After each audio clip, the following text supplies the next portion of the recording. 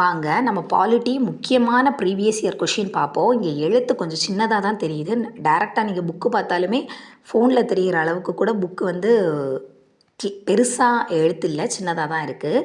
1968ஆம் ஆண்டு மக்களவையால் நிறைவேற்றப்பட்ட லோக்பால் மற்றும் லோக் ஆயுக்தா மசோதா காலாவதி ஆனது. ஏனெனில் 4வது மக்களவை முன்கூட்டியே கலைக்கப்பட்டது. அதனால தான் அந்த லோக்பால் லோக் ஆயுக்தா மசோதா அந்த டைமில் காலாவதி ஆயிடுச்சு. இந்திய பாராளுமன்றத்தின் எந்த அவை புதிய அகில இந்திய பணிகளை உருவாக்கலாம்னா ராஜ்யசபா தான். ராஜ்யசபா இதுக்கான புதிய அகில இந்திய சேவைக்கான ஆர்டிக்கிள் வந்து 312 ஸ்டார்ட் ஆகும். ராஜ்யசபாவில் மொத்தம் எத்தனை உறுப்பினர்கள்? 250. அதில் 238 பேரை நம்ம மாநில சட்டமன்றத்திலேருந்து தேர்ந்தெடுத்து மேலே அனுப்பி வைப்போம். அங்கே என்ன பண்ணுவாங்கன்னா 12 பேரை கலை, இலக்கியம், அறிவியல் அதில் சிறந்தவர்களை குடியரசுத் தலைவரை வந்து நியமனம் பண்ணுவார். அடுத்த பின்வருவனவற்றில் பஞ்சாயத்து ராஜ்யம் தொடர்புடையது எதுன்னு கேட்டிருக்காங்க. இது மாநில அரசாங்கத்தால் தான் அதாவது மாநில அரசாங்கத்துக்கு கீழே தான் இந்த பஞ்சாயத்து ராஜ் வருது. பல்வந்தராய் மேத்தா குழு, 73வது திருத்தம், கிராம முன்னேற்றம் எல்லாமே பஞ்சாயத்து ராஜ்யத்தோட தொடர்புடையது தான். அடுத்த கொஷின் பார்த்தீங்கன்னா, ரகசிய பணி செலவுகளை தணிக்கை செய்ய தலைமை தணிக்கை கட்டுப்பாட்டு அதிகாரிக்கு கட்டுப்பாடு உள்ளது. அவர் எதை வேணால் வந்து தணிக்கை செய்யலாம். ஒரு ப்ரைவேட்டாக நடக்கக்கூடிய ஒரு தொழிற்சாலையை கூட போய் அவர் வந்து தணிக்கை செய்கிறதுக்கான அதிகாரம் அவர்கிட்ட இருக்குது. நிர்வாகியால் தலைமை தணிக்கை கட்டுப்பாட்டு அதிகாரி கட்டுப்படுத்தப்பட்டுள்ளார். அவரை யாருமே கட்டுப்படுத்த முடியாது. அதனால் ஃபஸ்ட் உள்ளது மட்டும் சரி. இதில் மேட்ச் கொடுத்துருக்காங்க. இது பார்த்த உடனே இப்போ தான் நீங்கள் ஃப்ரெஷ்ஷாக படிக்க தொடங்கினா கூட உங்களுக்கு இந்த விஷயம் மட்டும் தெரிஞ்சிருக்கும். அடிப்படை உரிமை, அடிப்படை கடமை, அரசு வழிகாட்டு நெறிமுறை, குடியுரிமை. இந்த பக்கம் கரெக்டாக எது பொருந்தி உள்ளதுன்னு கேட்டிருக்காங்க. மேட்ச் பண்ண சொல்லலை. அடிப்படை உரிமைகள் பார்த்திங்கன்னா 12லேருந்து 35 தான். கடமை பார்த்திங்கன்னா 51A. அரசு வழிகாட்டும் நெறிமுறைகள் 36லேருந்து 51. இது மாற்றி மேட்ச் பண்ணியிருக்காங்க. கடமை வந்து கரெக்டாக 42வது அரசியலமைப்பு சட்ட திருத்தம், அதாவது குறு அரசியலமைப்புன்னு சொல்லக்கூடிய அந்த திருத்தத்தில் தான் கொண்டு வந்திருப்பாங்க. இதுக்கு பரிந்துரை பண்ணது ஸ்வரன் சிங் கமிட்டி.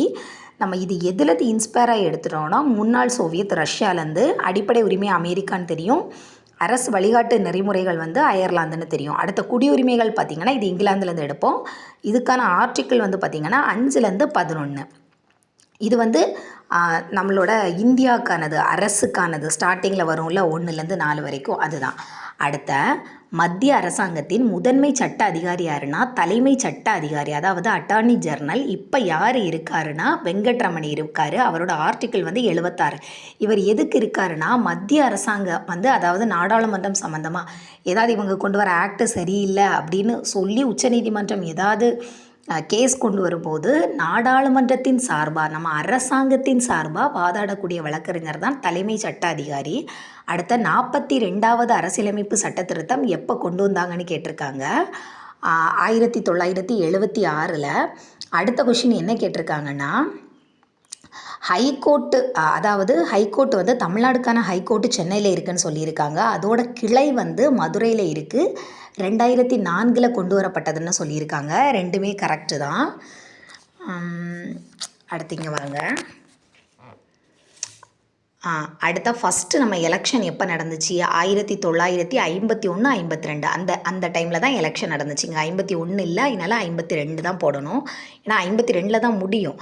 மாகாண நகரங்களுக்கான சென்னை, பம்பாய், கல்கத்தா மற்றும் தில்லியில் அமைந்துள்ள சிறு வழக்கு நீதிமன்றங்களின் வழக்குகளின் மதிப்பு தொகையை அவ்வப்போது நிர்ணயிப்பது என்னென்னா மாநில அரசு தான் நிர்ணயிக்குது. அடுத்த இந்திய உச்சநீதிமன்றம் அமெரிக்க உச்சநீதிமன்றத்தை விட அதிக அதிகாரம் பெற்றுள்ளது. ஏன்னா இந்திய உச்சநீதிமன்றம் கூட்டாட்சி நீதிமன்றமாக திகழ்வதோடு மட்டுமின்றி அரசியலமைப்பு காவலனாகவும் மேல்முறையீடு மன்றமாகவும் திகழ்கிறது. இப்போ அமெரிக்காவில் பார்த்திங்கன்னா ஒரு 12 மாகாணம் சேர்ந்து தான் ஒரு அமெரிக்காவாக அப்படி சேர்ந்துருக்கு. அந்த 12ன்னு சொல்கிறேன், 52 மாகாணங்கள். அந்த 52 மாகாணங்களுக்கும் தனித்தனியாக அவங்களுக்கே இருக்கும். இதுக்கு வந்து நமக்கு இப்போது சென்ட்ரல் தலையிடுற மாதிரி அவங்க உச்சநீதிமன்றம் வந்து ஒருங்கிணைந்தது கிடையாது. அடுத்து பார்த்திங்கன்னா அமெரிக்க உச்சநீதிமன்றம் தீர்ப்பாயங்களின் மேல்முறையீட்டை விசாரிக்க இயலாது. ஆனால் நம்ம தீர்ப்பாயங்களோட மேல்முறையீட்டை நம்ம உச்சநீதிமன்றம் விசாரிக்கும். இந்திய உச்சநீதிமன்றம் ஆலோசனை மற்றும் அதிகாரம் பெற்றுள்ளது. ஆனால் அமெரிக்க உச்சநீதிமன்றம் அவ்வதிகாரத்தை பெற்றிருக்கவில்லை. இவ்வளவுமே கரெக்டு தான் உச்சநீதிமன்றத்தை பற்றினது.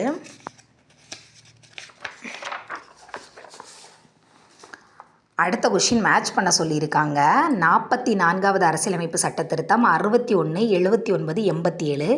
இதில் பார்த்தோன்னே நமக்கு 61 நல்லாவே தெரியும். 1988 கொண்டு வந்திருப்பாங்க. வாக்களிக்க வயசை வந்து 21லேருந்து 18 குறைச்சிருப்பாங்க. அடுத்த பார்த்திங்கன்னா 44வது அரசியலமைப்பு சட்டத்திருத்தம் என்ன சொல்லுதுன்னா, பாராளுமன்றத்தின் ஒவ்வொரு அவையின் சிறப்பு நிலைகள், அதன் குழுக்கள் மற்றும் உறுப்பினர்களை பற்றி 44 சொல்லுது. 44வது அரசியலமைப்பு சட்டத்திருத்தம் 1978 மொரார்ஜி தேசாய் பீரியடில் கொண்டு வந்திருப்பாங்க. இது ராஜீவ்காந்தி இருக்கும்போது கொண்டு வந்தாங்க. அடுத்த 79வது அரசியலமைப்பு சட்டத்திருத்தம் என்ன சொல்லுன்னா, தொகுதி மறுவரையறையை பற்றி சொல்லுது. 2001 மக்கள் தொகை கணக்கெடுப்பு அடிப்படையில் தொகுதியை வந்து மறுவரையத்தலை பற்றி சொல்லுது. 87ன்னா அது வந்து 2010 வரை இடஒதுக்கீடு தொடரும். அதை பற்றி 87வது அரசியலமைப்பு சட்டத்திருத்தம் சொல்லுது. அடுத்த மத்திய நிர்வாக தீர்ப்பாயம் யாருடைய பரிந்துரையின் பேரில் அமைக்கப்பட்டதுன்னா, நிர்வாக சீர்திருத்த குழுமத்தோட பரிந்துரையின் பேரில் தான் மத்திய நிர்வாக தீர்ப்பாயம் அமைக்கப்பட்டது.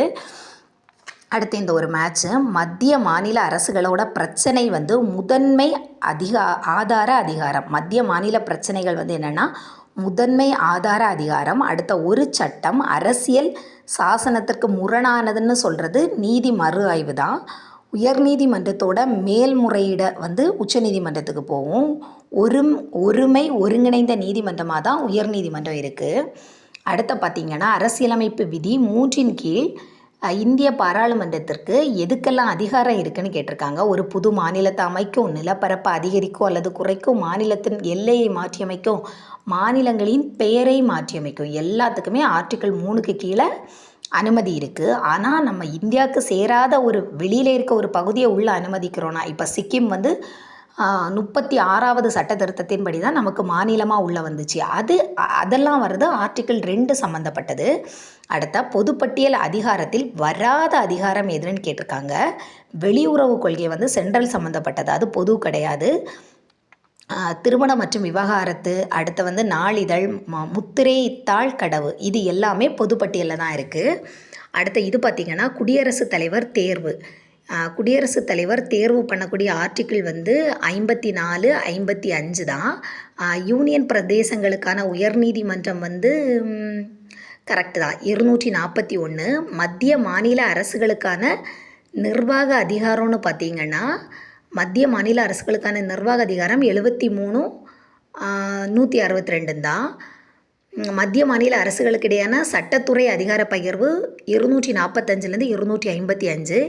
எல்லாமே இது கரெக்டாக ஸ்ட்ரைட்டாக தான் மேட்ச் ஆகிருக்கு. அடுத்த சரிவிகித பிரதிநிதித்துவ தேர்தல் முறையோட நோக்கம் என்னென்னா, சாதாரண தேர்தல் முறையில் இருக்கக்கூடிய குறைகளை நீக்கிறதும் அனைத்து மக்களின் பிரதிநிதித்துவத்தை சட்டசபையில் நிலைநாட்டுவதும். இந்த 2 தான் சரிவிகித பிரதிநிதித்துவ தேர்தல் முறையோட நோக்கம்னு சொல்கிறாங்க.